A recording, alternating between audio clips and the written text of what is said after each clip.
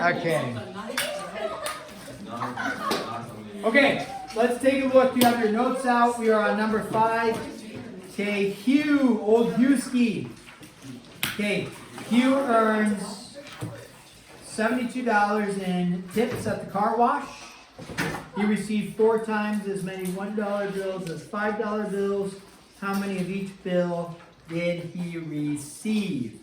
Okay, so there's when it says set up a chart, your chart could look different.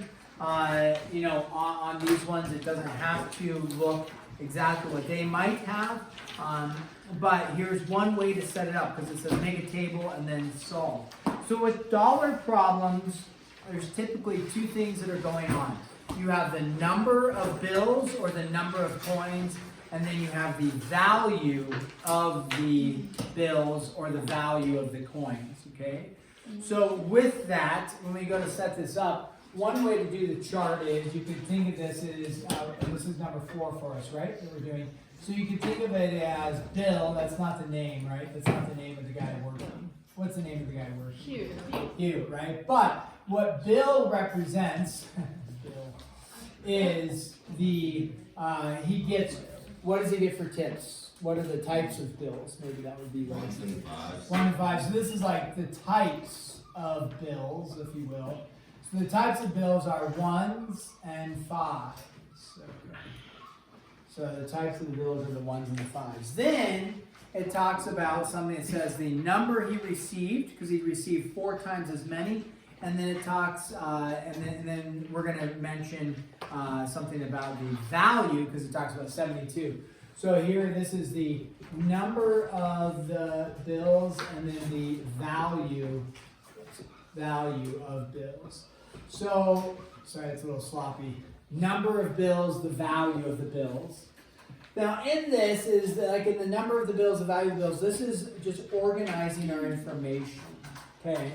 So when we think about the number of bills, that we have to go and read the problem. It says that doesn't have to do with the $72.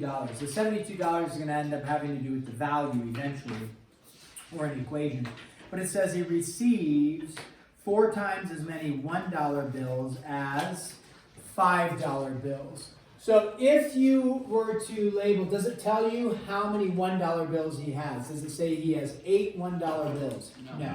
So when it doesn't tell you, I was given a no, you assign it a variable. Do we like using the variable O for $1 bills? No, because O looks like a 0. A distinguishing factor, though, is if you want it to be a 0 as opposed to an O when you're writing out a number system and you want to make sure it's distinguished, like in a code or something, you would put that. That represents what, 0 or O? 0. That actually represents 0. Okay. So when you're reading like a code for something that you're entering, they usually distinguish it that way. So, okay, we're not going to use that. We can pick a variable, whatever, n. He has n $1 bills. If he has n $1 bills, how would I represent $5 bills? Do I want to use f for 5? No, because then I have how many variables? 2. Do they give us information that allows us not to put f? Yes, 4n. 4n, yes, 4n. Bam! Okay, so, whoa. What did I do wrong? I think it's mixed up. I think it's 4 times 1, it's 5. The 4n's supposed to be under the 1s. Yeah, 4n. Okay. Let me read the problem. It's 4 times. Yes, it's 4 times as many $1 bills as 5. Okay. 4 times as many 1s. Oh, I messed that up. Yep, you did. Okay. Oh. This is why we don't miss the poll. Okay, so backtrack. Hey, good opportunity. Yeah, he says he has 4 times as many 1s as 5s. So if n is 5s, then we should have had 4n for 1s. Good point. Okay. So yeah, if n is 5s, then he has 4 times as many as 5. So right, if he has 5 of these, he would have 20 of these. Good. Okay, what's the value of the bills then? What's the value of $1 bills? One. Yeah, meaning, so you would, if you want to figure out, yeah, if you want to figure out the value of all the bills, you would say 4n times $1, right? So if you have, 40 $1 bills, you have $40. Now, if you have $45 bills, you would have to multiply by 5. So in this case, you would say n times the value is 5. Now I'm writing it maybe, the notation ultimately that you would just write would be 5n, and then you would say 4n times 1 would just be 4n. So, but what we have to recognize is that 5n in this case, maybe we should have used f for 5s. I was going the other direction. But 5n, you have to understand that represents the value of $5 bills. So if he has one $5 bill in the mix, he has $5. If he has two, then he has 5 times 2 is 10. If he has 10 $5 bills, you would be 10 times 5 is 50. So 10 times 5 is 50, Christian. So that's that would represent the value. So what do I know? If I need to write an equation now, what's my equation I'm going to figure out? My equation, look at the other number in the problem. What's the other number in the problem is? 72. So if I go $72, what I need to represent is I have to add some things together. In this case, I'm not adding the number of bills plus the number of bills is equal to a dollar amount. I need to add a dollar amount plus a dollar amount is equal to a dollar amount. Or, if you think of it as the value plus the value is equal to the total value. So when you set up the equation, make sure your items match for that. So you would say, okay, I have 4n, which represents the value of $1 bills, and then 5n, which represents the value of $5 bills. And then we can solve from there, hopefully, right? Hopefully we can. So in which case, what? 4n plus 5n is how many n's? 9 n's, good. That's okay, you were gone for a day. Most of your mental capacity is left. So 9n is equal to 72. What does n equal? 8. That's what I was like. Now, what's that represent? We have to go back because I messed it up in the beginning. All right, I put the wrong thing. So here, 8 represents, he has how many $5 bills? 8. 8 5s. And so this would be 5s is 8 of them. How many 1s does he have then? 2. Okay, 8 times 4 is 1s would be 8 times 4, so he has 32 $1 bills as well. So there would be our total answer like that. All right. So that's how you would look at number 5. Let's look at number 6. Okay, a nurse wants 4 liters of a 5% iodine solution. What does iodine do or help with? Medical stuff. Medical stuff, yeah, it helps keep cleaning, yeah, iodine cleaning. Okay, so nurse wants, so this is, in this case, if you don't have to set up a chart. This one, it says, actually it doesn't give instructions for this one, but this one we can just write an equation and solve. So a nurse wants 4 liters of a 5% iodine solution. She already has 3 liters of a 3% iodine solution. What percentage of iodine should the additional liter contain? So what we have here is, if we were to draw a little picture, right? So right now, she has 3 liters, right, of a, what's the percentage of iodine in it? 3% iodine, right? So it has 3% iodine. She wants to make a 4-liter solution, right?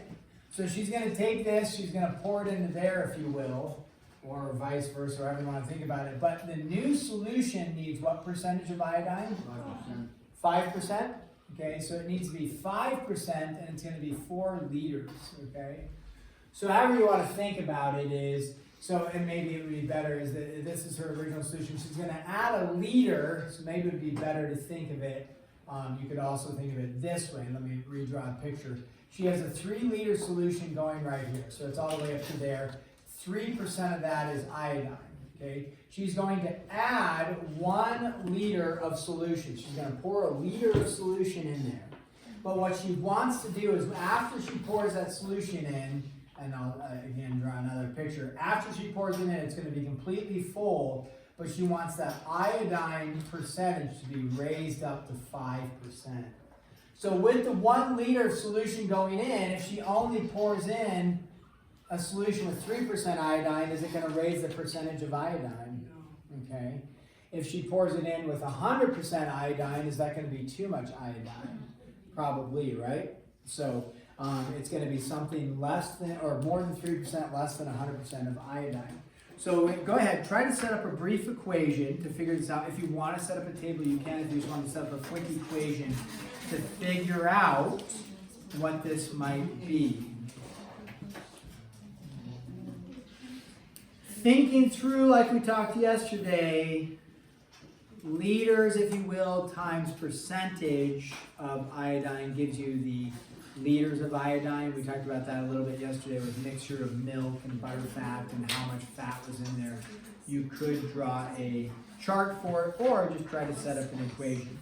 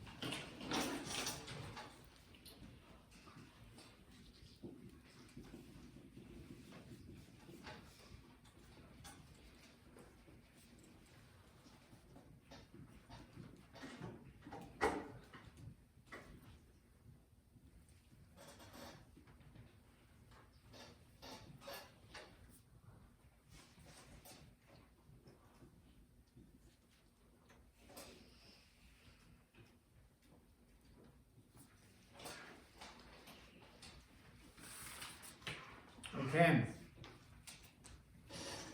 Anybody coming up with something? Anybody come up with a percentage?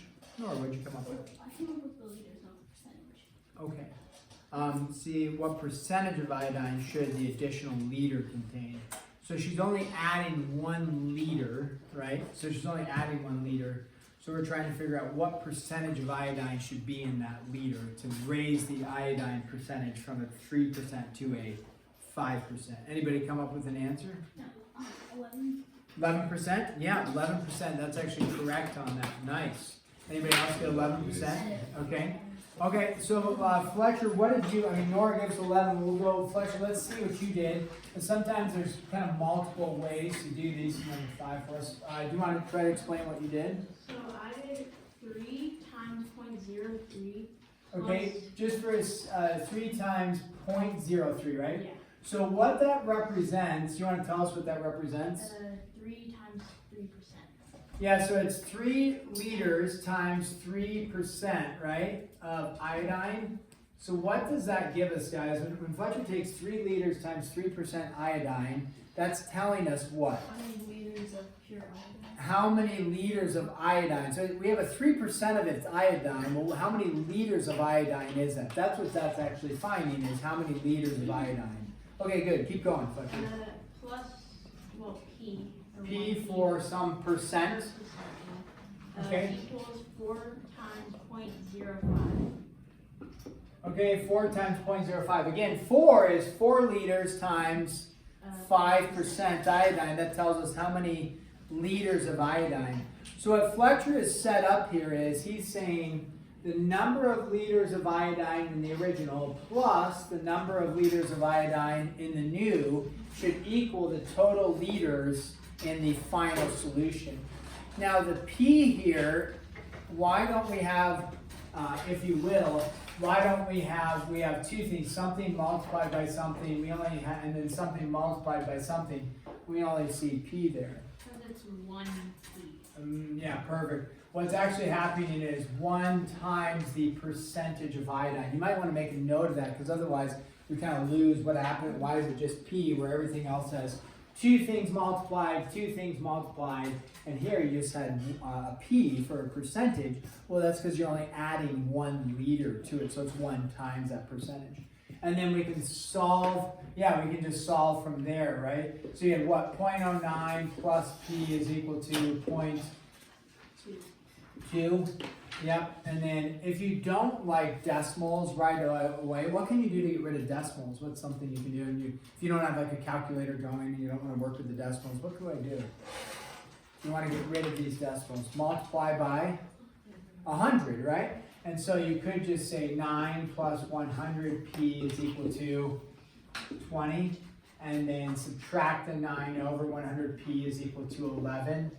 And then you divide by 100, which makes it really nice. So what you get out is 0.11, but we know is that percentage. Jed was our master of this yesterday.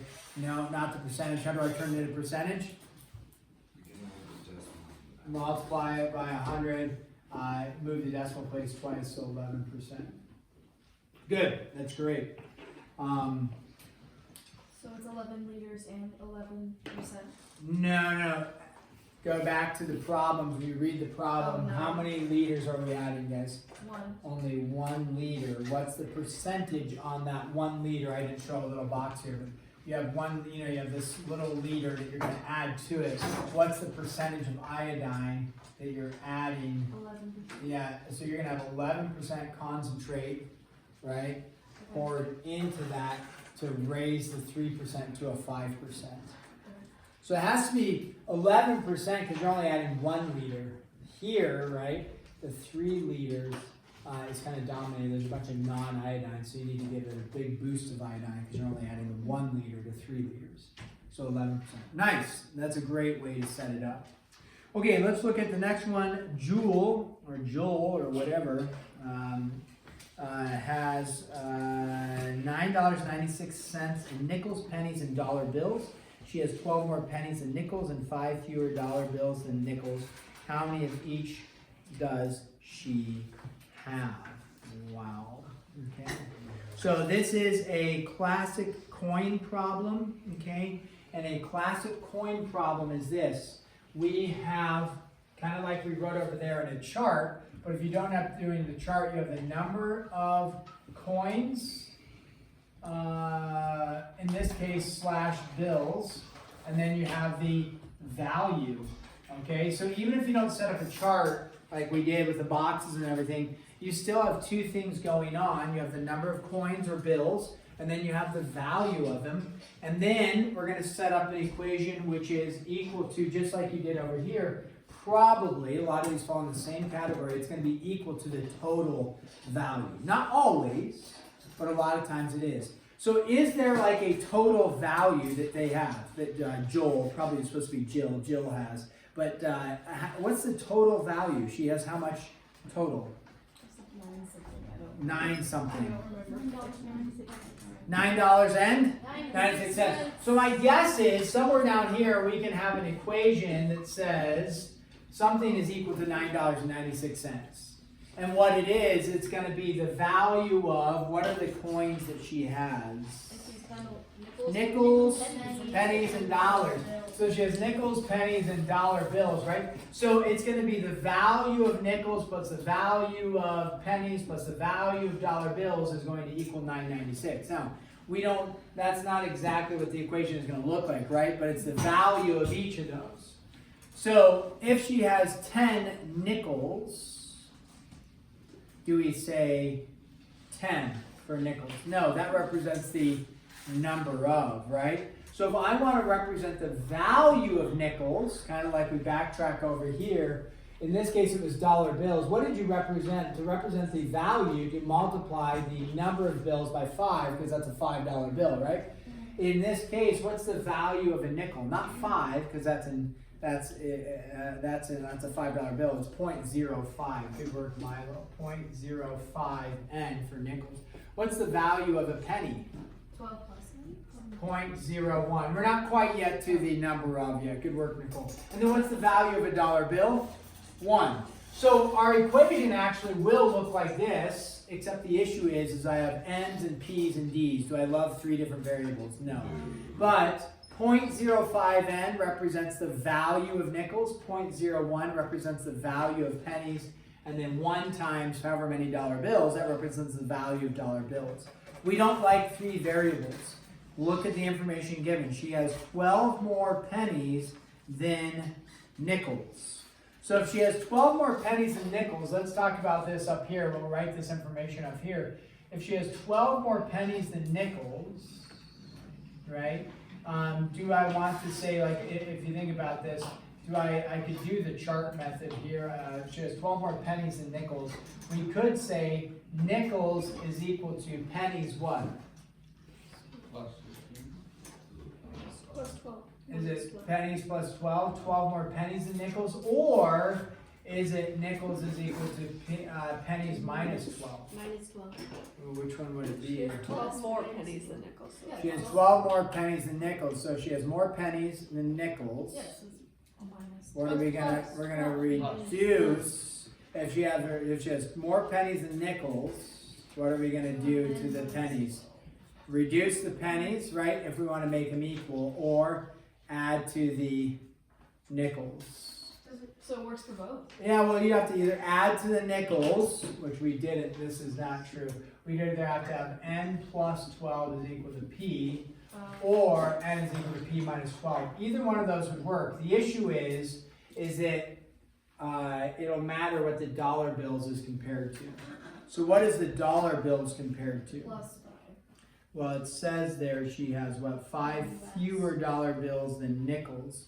So in other words, for the dollar bills, let's talk about this, is that the nickels is not equal to the number of dollar bills, right? She has more dollar bills or less dollar bills? Less.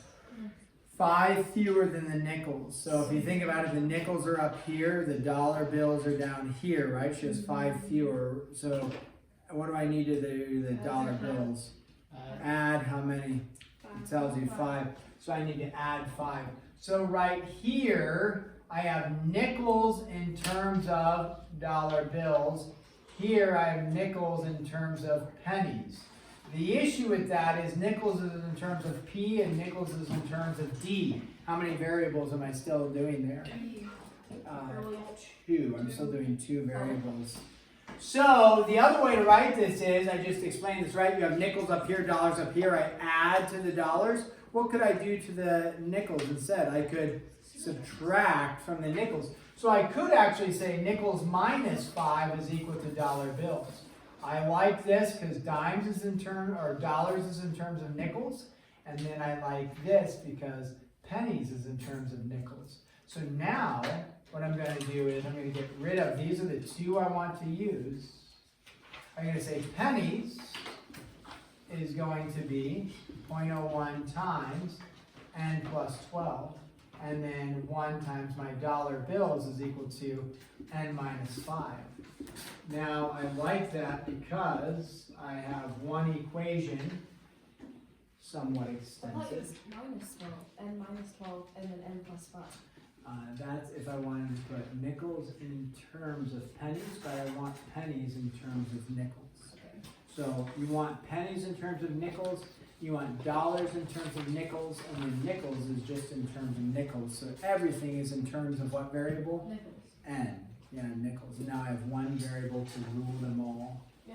And you can either multiply by 100 or solve with a calculator with the decimals going is fine. We're going to hit pause there. I don't want to get in the weeds of solving that. But that would, again, if I multiply everything by 100, you would have something that would look like this. I'll rewrite this just so you can see n minus 5 is equal to 996. And then you have to distribute the 100 in and then solve from there. We're not going to take the time to solve it right now. Okay? I want to do one more problem and get to the end and then have a little bit of time to work on homework. So we go to number 8 on the back page. Joe makes fruit salad. Oh, man. People actually like fruit salad. I love fruit salad. Terrible. If it's like loaded with like whipped cream. Oh, yes. Pistachio salad. Yeah, pistachio salad. If it's loaded Pistachio with, pineapple. if it's loaded with the whipped cream. Otherwise, nobody really likes fruit salad. I tried it on Maybe they do, I don't know, it's usually like mushy fruit. Oh, speaking of, we had apple salad with whipped cream and Snickers. We did. Oh. It was so Oh, Yeah. it was good. Wow, that, right, fruit salad with a heavy dosage of sugar. Is it? Yeah, You can put So, some honey on it. It's okay. good. so that sounds good. Honey, oh, yeah. Okay, so Joe makes fruit salad with grapefruit and pineapple. All right, so then we look at this. It says grapefruit costs $1.25 per 12 ounce, and a can of pineapple costs 83 cents per 12 ounce can. How many cans should she mix to obtain 84 ounces of a mixture that will sell for $1.01 for 12 ounces? Whoa. Okay, whoa. Whoa is right. Yeah. That is a lot of math. Okay. We We can can skip do this. it. How many, the deal is that, she's making, Joe. Joe is probably a female. Joe's making fruit salad, as if it was J-O-E, I think that would be the male version, but. So Joe makes fruit salad, and it says she anyway, so. With grapefruit and pineapple. Grapefruit is 12, okay, so a can, and pineapple is 83 cents per can. How many cans should she mix to obtain 84 ounces of a mixture?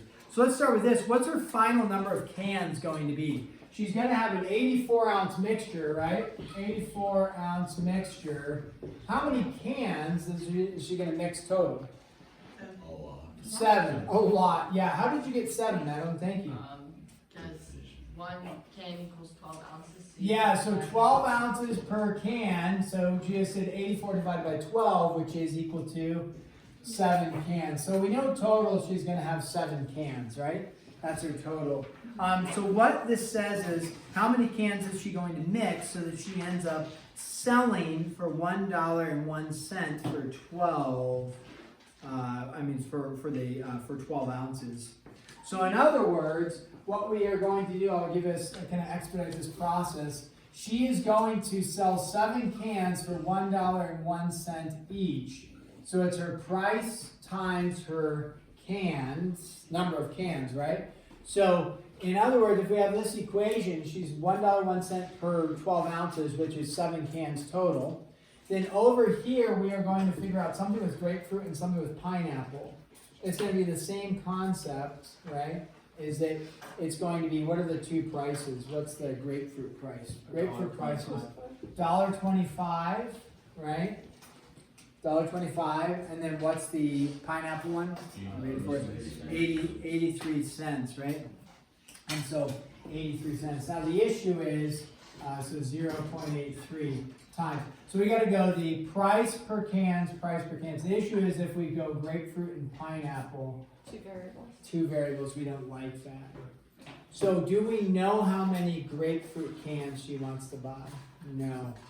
Do we know how many pineapple cans she wants to buy? No, but we know there's how many total cans that she's going to use. 7, right? So in other words, it doesn't matter which one we choose. Sometimes it's helpful just to choose the variable x. But let's read through this. If she had 2 grapefruits, how many pineapples would she have? 5. If she had 3 grapefruits, how many pineapples would she have? 4. Because she has how many total cans? 7.